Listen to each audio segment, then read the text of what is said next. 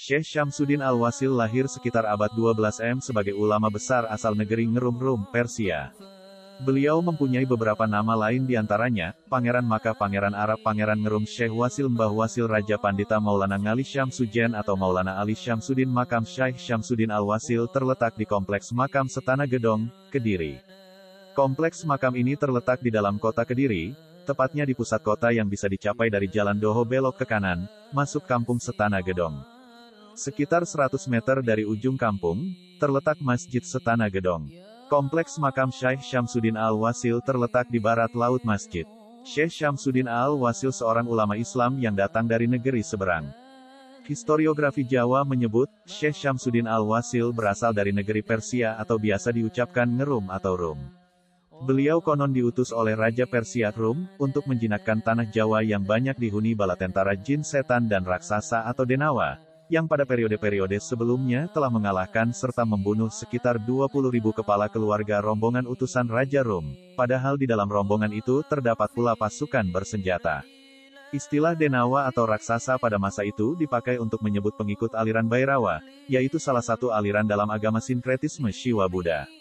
Salah satu utusan Raja Rum yang lain adalah yang dikenal sebagai Syekh Subakir, yang makamnya berada di berbagai tempat di Pulau Jawa, dan dikenal sebagai Makam Dowo, makam yang panjang.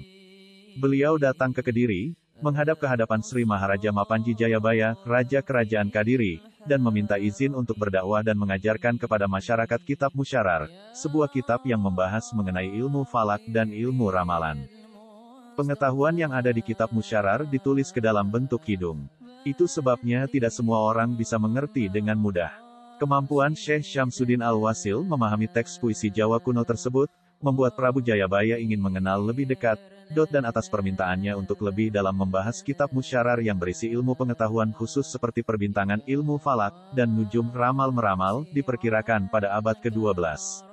Tiba di Kediri, Syekh Syamsuddin Al-Wasil menjalankan misinya mengenalkan agama Islam. Ia memulai langkah dari wilayah pinggir. Dengan mengedepankan pendekatan merangkul, beliau menyusuri kawasan pedalaman. Di setiap wanua, desa, yang dilalui, beliau berinteraksi dengan penduduk setempat. Dengan lisan yang lembut, Syekh Syamsuddin Al-Wasil yang dari cerita tutur dikenal sebagai ulama yang alim, menjelaskan apa itu Islam. Itu sebabnya, sangat wajar jika setelah meninggal, Syekh Syamsuddin Al-Wasil sangat dihormati masyarakat Islam di pedalaman. Tertarik dengan kitab itu, sang raja mengizinkannya berdakwah di wilayah kerajaan Kediri. Bahkan sang raja juga ikut belajar kitab itu. Hal tersebut dibenarkan oleh manuskrip Kakawin Hariwangsa. Di dalam Kakawin itu, digambarkan bahwa Dewa Wisnu telah pulang ke surga, tetapi turun kembali ke bumi pada zaman Kali dalam diri Sri Maharaja Mapanji Jayabaya untuk menyelamatkan Jawa dari kehancuran. Sang raja diyakini sebagai titisan Dewa Wisnu. Dan dalam tugasnya menyelamatkan Jawa itu, Sri Maharaja Mapanji Jayabaya dibimbing oleh Dewa Agastya yang berwujud Syekh Syamsuddin Al-Wasil. Di dalam Kakawin Hariwangsa, diceritakan. Di dalam Kakawin ini, digambarkan bahwa Pulau Jawa merupakan sebuah pulau yang indah dan megah. Masyarakatnya tenteram dan makmur. Nilai-nilai kebijaksanaan dijalankan secara baik oleh rakyat dan pemimpinnya. Sehingga, dengan jalinan antara alam subur nan indah dan masyarakat yang damai bersahaja, hampir-hampir Jawa bagaikan pulau impian. Namun, lambat laun, kehidupan moral masyarakat Jawa bobrok, melenceng jauh dari nilai-nilai kebijaksanaan. Pemimpinnya adalah seorang penindas sehingga rakyatnya tertekan dalam kubangan rasa takut. Kesewenang-wenangan merajalela, alamnya dieksploitasi, kriminalitas di akar rumput tumbuh subur. Praktis, Pulau Jawa diliputi oleh kegelapan. Lantas, para dewa berkumpul di hadapan Hyang Aswi. Mereka sepakat untuk memohon kepada Batara Padmanaba untuk memperbaiki kehidupan masyarakat Jawa yang sudah bobrok, agar cahaya kehidupan kembali menyinari si pulau impian, dan agar cahaya itu menyala selama-lamanya. Permohonan mereka pun dikabulkan. Lalu, hiduplah seorang raja bijaksana, yang menyempurnakan hak-hak rakyatnya, yang menjadikan kembali kehidupan rakyat Pulau Jawa gilang gemilang. Beliau adalah Sri Jaya Satru, Jayabaya, yang merupakan inkarnasi dari Madusudana Awatara Dewa Wisnu. Dalam memerintah rakyat Jawa, Jayabaya dibimbing oleh Agastya yang suci, yang berinkarnasi menjadi pendeta. Keduanya berposisi sebagai guru dan murid. Sang guru memberikan ajaran kebijaksanaan, dan sang raja dengan patuh menjalankan ajarannya. Sang raja memerintah negeri dengan teguh. Dan, sang pendeta dipatuhi oleh rakyat di seluruh Jawa disebabkan wibawanya yang besar sebagai petapa, dan pengetahuannya tentang cara mengatasi bahaya rohani sangat mendalam. Kehidupan rakyat Jawa pun kembali tenteram. Setiap orang berlomba-lomba untuk berbuat kebajikan. Layaknya santri, mereka berbondong-bondong belajar kitab suci kepada Sang Agastya. Yang dulunya miskin dan hina dina, terangkat derajat sosial dan ekonominya, dan diliputi kebahagiaan. Demikianlah kisah kerajaan Kadiri pada zaman Sri Maharaja Mapanji Jayabaya. Ketika sudah khatam mengaji kitab Musyarar kepada Syekh Syamsuddin Al-Wasil dan sudah menjadi ahli dalam ilmu nujum ramalan, Sri Maharaja Mapanji Jayabaya menulis sebuah catatan yang bertajuk Serat Jangka Jayabaya. Serat itu berisi ramalan tentang eksistensi Nusantara pada masa depan.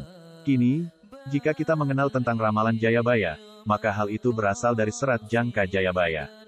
Biksu Pandita sebagian tafsir mengatakan bahwa guru Sri Maharaja Mapanji Jayabaya adalah Empu Sedah. Namun, tafsir yang lain menyatakan bahwa Empu Sedah adalah guru di bidang sastra. Sedangkan sang pembimbing rohani itu, yang disebut Biksu Pandita Adikara, adalah Syekh Syamsuddin Al-Wasil.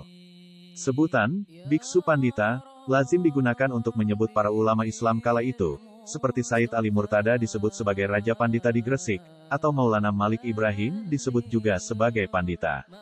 Atas peran Syekh Syamsuddin Al-Wasil dalam membangun kerajaan Kediri, beliau dianugerahi tanah perdikan di daerah Setono Gedong dan melanjutkan dakwah sampai akhir hayatnya di daerah tersebut dan dimakamkan di sana. Pada inskripsi kuno itu, laporan peneliti asing Louis Charles Damais menyebutkan adanya makam seorang Al-Imam Al-Kamil.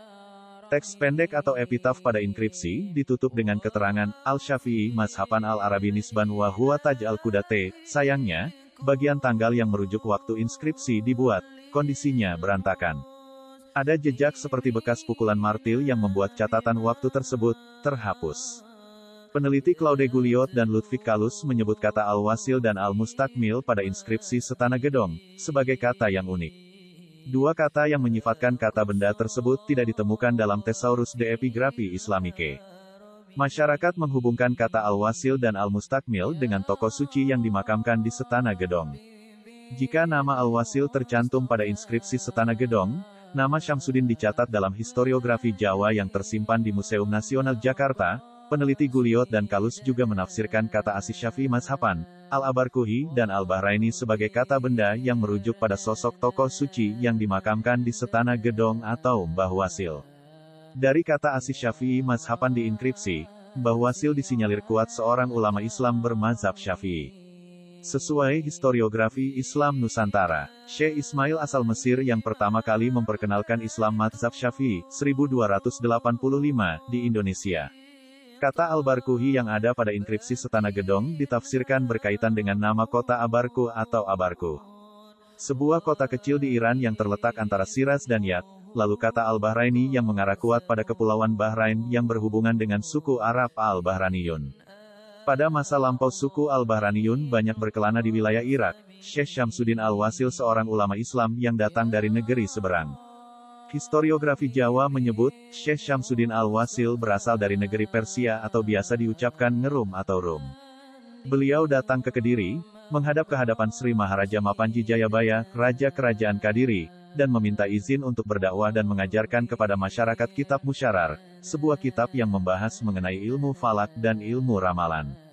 Kefasihan Syekh Syamsuddin Al-Wasil dalam menjabarkan isi kitab Musyarar membuat jatuh hati Sri Maharaja Mapanji Jayabaya, Raja Kediri, tahun 1135 sampai tahun 1159, terpikat. Kitab Musyarar mengulas tentang astronomi atau perbintangan, ilmu falak, serta ilmu nujum atau ramalan. Pengetahuan yang ada di kitab Musyarar ditulis ke dalam bentuk kidung. Itu sebabnya tidak semua orang bisa mengerti dengan mudah. Kemampuan Syekh Syamsuddin Al-Wasil memahami teks puisi Jawa kuno tersebut, membuat Prabu Jayabaya ingin mengenal lebih dekat, dan atas permintaannya untuk membahas kitab Musyarar yang berisi ilmu pengetahuan khusus seperti perbintangan, ilmu falak, dan nujum, ramal-meramal. Syekh Syamsuddin Al-Wasil menjalankan misinya mengenalkan agama Islam. Ia memulai langkah dari wilayah pinggir. Dengan mengedepankan pendekatan merangkul, beliau menyusuri kawasan pedalaman. Di setiap wanua, desa, yang dilalui, beliau berinteraksi dengan penduduk setempat. Dengan lisan yang lembut, Syekh Syamsuddin Al-Wasil yang dari cerita tutur dikenal sebagai ulama yang alim, menjelaskan apa itu Islam. Itu sebabnya, sangat wajar jika setelah meninggal, Syekh Syamsuddin Al-Wasil sangat dihormati masyarakat Islam di pedalaman Kediri.